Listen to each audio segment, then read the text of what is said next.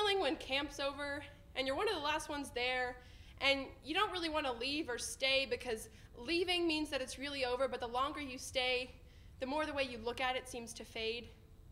The feeling of getting home from a funeral in the middle of the day and there's nothing left to do.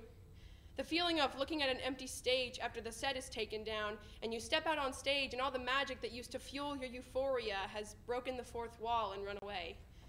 The feeling of finishing a book series that you've been unhealthily emotionally invested in and shutting the book and realizing that it, regrettably, is really over. The feeling of turning the lights on at the end of the party, the feeling of getting home from a sleepover at 10 a.m., the feeling of sweeping the floor after the food fight, the feeling of Sundays when you can only do homework and it's hardly the weekend, but it still sort of is. The feeling of such a clean break that it's so clean and precise that you almost can't even see it, but you can still feel it.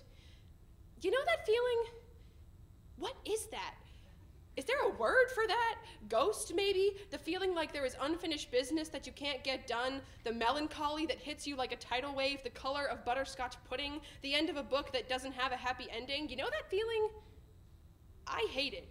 Because that feeling itself is so vague, but it's not good, and there's no way to get rid of it. The lingering, the unwillingness of the ending, the door that's not quite shut, the almost but not quite, the close but no cigar. It makes me wish I didn't take things for granted so much. Makes me want to savor every last sip of soda, makes me yearn for just one more turn, just one last look, one more time. I'm never ready for the goodbye, for the end, for the airplane to shoot sky high and disappear behind the white misty puffs of clouds. Sometimes I really wish I could just go back to the beginning. But the good news is, population biologists estimate that there are 7 babies born every second. The best authors are still writing. The moon is going to keep the tide going in and out. There are more buildings being built, and even though the prettiest rose will wilt, another one will grow in its place.